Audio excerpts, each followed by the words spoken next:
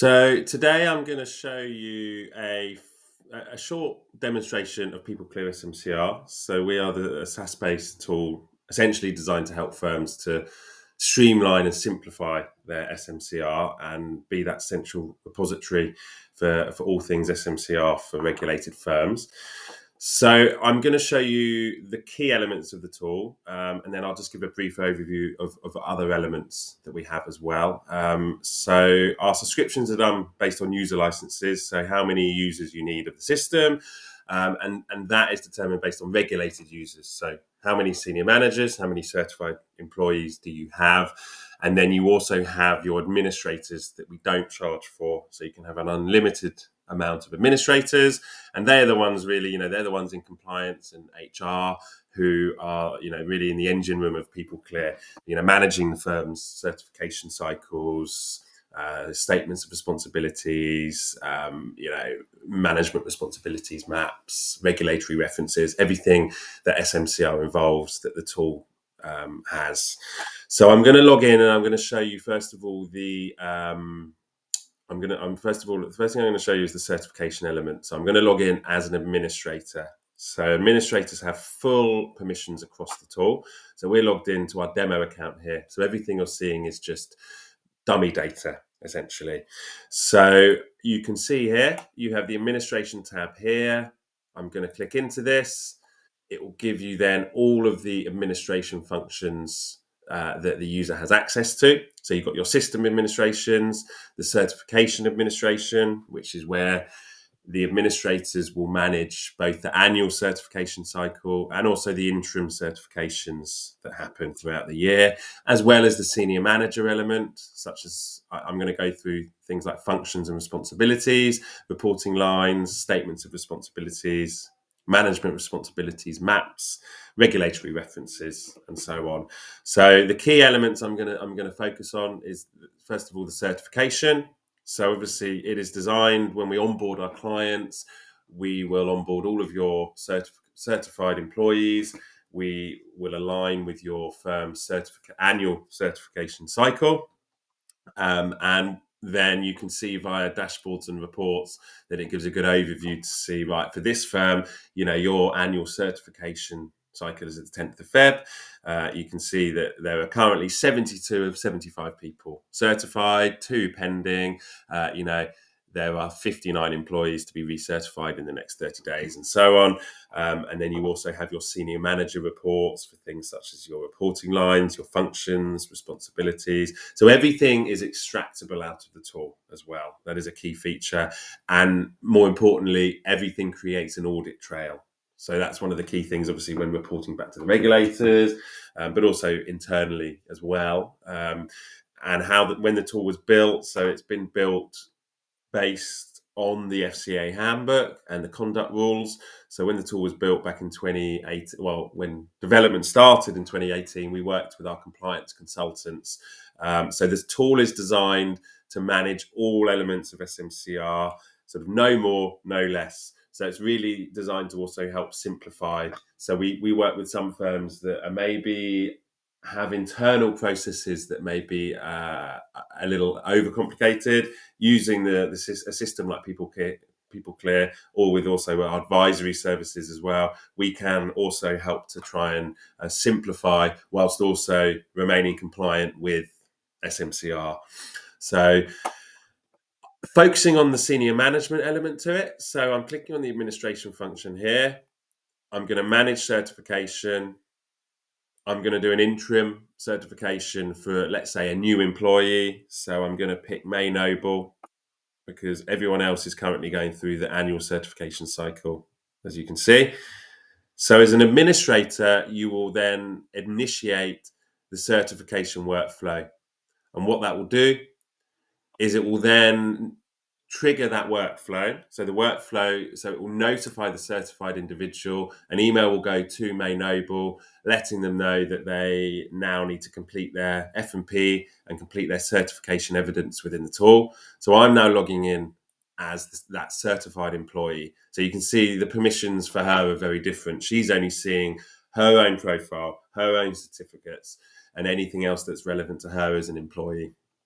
You will see in her action item to now complete certification evidence. This is now an action item for her, and this will then, it will populate her details, first of all, that are saved within the account. So she will confirm that these are all correct, and she will then be completing off her F&P within the tool. So this is the F&P for certified employees that has been configured, again, based on the FCA's handbook of exactly what certified employees should be covering when completing their F&P for certification.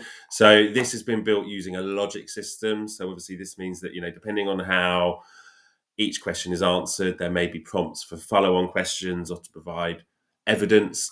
So you can see here, have you or any business with which you've been involved in been investigated or disciplined?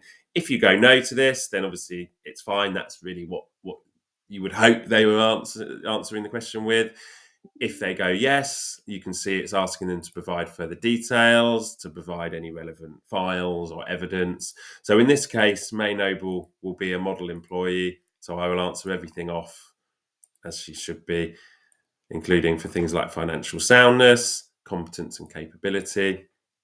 So obviously, I'm just putting test data in here to show you the process rather than what they should be putting. So you can see it also covers performance assessments, performance ratings, training, breaches, and everything in between. So you see the option here. So we also provide training registers, breaches registers, obviously to upload relevant qualifications. And then what happens is they will answer all of this off accordingly. Can save as a draft, and come back to it at any time. But once they're ready to submit evidence, then they will simply submit evidence, and it will then trigger the second part of that workflow, which is for this F&P to then be reviewed and hopefully approved by the certification manager. So this is actually an area that we are also developing for clients, including for you guys if you sign for multi-level approval, for example. So if some firms they have more than one step in their approval process, it might go to more than one department, more than one individual. So we are currently in the process of putting that through on the development side. So should firms wish to, they can have more than one level of approval before an individual is certified. But obviously within the demo account at the moment, it is one approval workflow that we have. So what happens now? This has now been submitted. It will then notify the certification manager that their employee has submitted their F&P and that they now need to log in to review and approve or reject this. So I'm now going to log in as the certification manager. And you will see I have an action item now to review and approve certification for May Noble. I will click through to this. It will then take that individual to the F&P that May Noble has submitted. So they will review this within the tool. Again, they can then either print it, and what they can also do is there is the tabs here for further information. So obviously there may be information that hasn't been provided that maybe should have by the certified employee. So should anything need to be provided that hasn't already been, then they have the further information tab. They click on that, and this keeps it within the tool, and it will notify May Noble of what they have either missed or need to provide for them to then go back in and amend and resubmit this. And every part of this will create an audit trail and record of this. So you will see that, okay, you can see that this was reviewed and then sent back to the certified employee to provide a full copy of their up-to-date training register, for example, for the last 12 months. And then it was re-reviewed and then approved by the certification manager. So in this case, we're not going to do this. We're going to say that May Noble everything has been submitted perfectly, and the certification manager will now approve and certify May Noble. So what that will do is it will then certify this individual for the year or up until your firm's annual certification cycle, and then it will automatically generate the certificate for that individual. So you can see here that we now have the certificate, and this is what it looks like. So it will have a certificate for May Noble, her job role, her ION, has issue date, as well as her expiry date. So this will then be stored both for the administrators to have access to, but no one else, and obviously the certified individual to have access to within their account. So that's a brief overview of what the certification process looks like within PeopleClear. Now I'm going to log back in as an administrator, and I'm just going to give you a quick overview of what the senior managers element looks like. So you can see logging back in as an administrator, we've got the certification administration, which is quite simple, both interim and annual, and then the senior manager administration here. So this is where, as the administrators, you will be, your HR and compliance will be managing, functions and responsibilities, the uploading of, reporting lines, relevant committees, additional responsibilities, the managing of your firm's management responsibilities map, handover documents, and statements of responsibilities. So statements of responsibilities are something that the system automatically generates, and I'll show you that in a little while. And what I'm going to start with the functions and responsibilities. So when it comes to onboarding, so obviously we have different ways of onboarding clients. We have an open API. We have an API function that can plug in to either, let's say, an HR system or an Excel spreadsheet where a lot of this information is already stored, and we can plug into that when we onboard you to pre-populate a lot of this information for you quickly, and then we also provide all of the relevant templates for all parts of the tool, and then provide training as well when we onboard you to populate different areas if you want to do it more manually. But most people will go, okay, well, let's plug it into our Excel spreadsheet that we've got a lot of this information on already, because that's the quickest and most efficient way of doing it, but we give you the option. So the key elements for the senior managers that I'm going to focus on are going to be functions and responsibilities, which include delegations. So this is where you will have uploaded or will upload all of your functions and responsibilities for your senior managers. You can see it has a very light workflow involved in it as well. So you have different versions. You have your archived versions and your most up-to-date and approved version of functions and responsibilities. So what I'm going to do is I'm going to show you an approved version here. And you can see here it's quite simple. It has details of all your functions, so all of your SMFs. So who is your SMF1, your SMF3, your head of compliance, and then also the responsibility. So who is responsible for the obligations under the senior management regime. You can see here that there are sole responsibilities. They may be split responsibilities. And this is an approved version. So this has been quality checked by another person within the firm, and approved.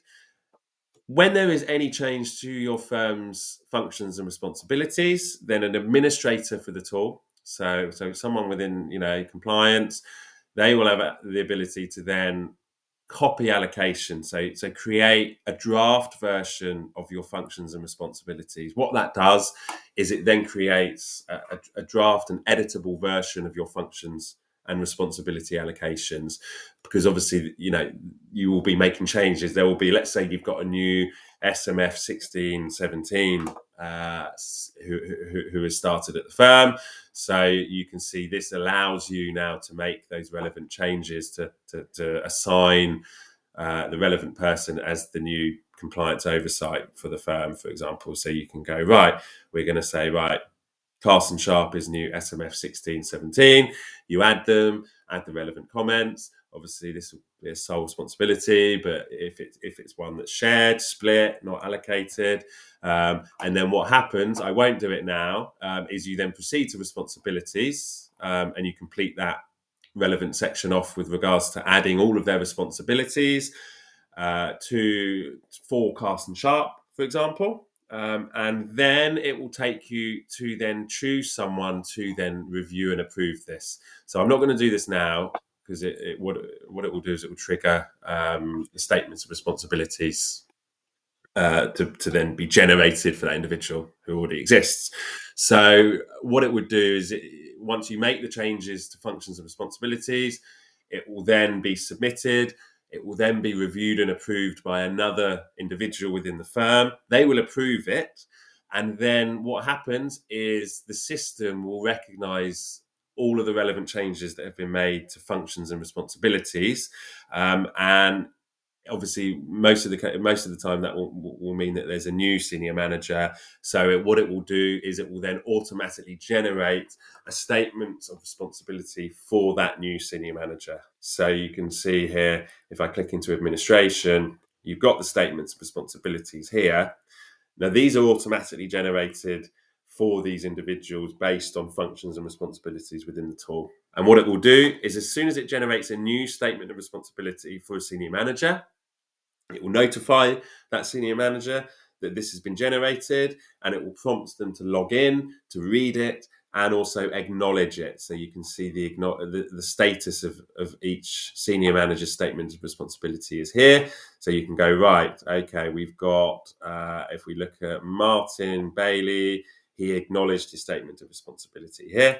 I'll click in as Martin, and you will see that his latest one was on the 2nd of November 2023. You can view it. This is what the statement of responsibility looks like. So this is the template for it within the tool. And this is something that's automatically generated. And they will then acknowledge this. And then should they not acknowledge it, or if they are unable to acknowledge it for whatever reason, then it can be acknowledged on behalf of that senior manager by another person within the firm, as long as there is a very valid reason to do so. And that will all be recorded within the system to say that, okay, the SMF2 acknowledged the statement of responsibility for the SMF1 because they were in hospital or they were on annual leave. And this will be detailed recording of that. So that's an overview of what the senior manager's functions and responsibilities look like. You've also got your reporting lines, the creation and management of your committees. And what I'm going to show you now is the management responsibilities map. So you've got your management responsibilities map here. So this is what we find to be a big pain point for some firms. So obviously enhanced firms where it is a mandatory requirement by the regulators to have an MRM as one single document that is up to date. We've spoken to people that find this to be quite a pain point with regards to both the creating of an MRM and also the managing and updating of an MRM as well. So basically, this takes a lot of that pain away because the system will generate a management responsibilities map based on all of the data that's already sitting in the tool. So all of the information that's sitting, in functions and responsibilities, reporting lines, committees, additional responsibilities, it will then allow you as a company and as an administrator to then generate a management responsibilities map at the push of a button, essentially. So you can see here that we've got a published MRM here, as well as lots of archived ones that are now obviously out of date.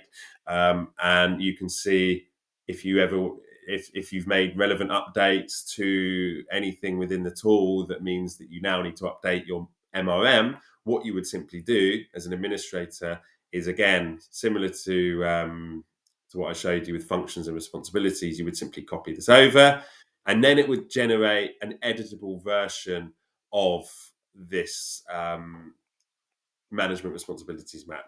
So there won't really be any changes that need to be made to this because the system will do those changes for you. What it will do is obviously give you an effective date. So you will put the mostly today's date, for example, and then generate the PDF. And then what it will do is it will then give you your up to date management responsibilities map. So it will recognize the changes that have been made. So let's say it is a new SMF 16 17, and it will then create a new version of your MOM, which looks like this. So this is an example of what one looks like. So this is what the system creates. Again, this is based solely on what um, our consultants built this based on what the FCA expects a firm to have as a table of contents for an MOM. So you can see, obviously, you will need to populate your own forward, but then things like board and committees, governance structures, reporting lines. This is all stuff that is pre-populated and based on all of the information you've already got in the tool. Your forward is the only really real thing that you need to do, and then it will create your firm's group structure, your board and committees, your governance structure, your reporting lines, your organization chart, and everything in between. So you can see that this really is something that takes a big pain point out of the updating of a management responsibilities map as and when that needs to happen. So I'd say, in a nutshell, that's probably the key elements to it. We also do have things like handover documents that can be managed within the tool. So obviously, for people leaving the firm and handing over a role to someone else. Also, regulatory references can all be managed within the tool. So obviously, the creation of regulatory references by requesting organisations, as well as the ability to pull reporting within the tool. So you can pull reporting for everything within the tool. You can see here, everything allows you to download reports. So it allows you to, first of all, it helps with your reporting back to the regulators, but also for internal purposes, it helps to be able to extract everything out of the tool. And I'll say, in a nutshell, that is the key features of PeopleClear. Like I said, we are always developing the tool further based on client feedback. So we've already actually discussed developments that are taking place that are going to benefit you guys around things like Form A's that we're going to be implementing into the tool, and also multi-level approval for certification. So yes, I hope you found this useful, at least as an overview as to what PeopleClear does and how it works and how it looks. So any questions, I look forward to hearing from you.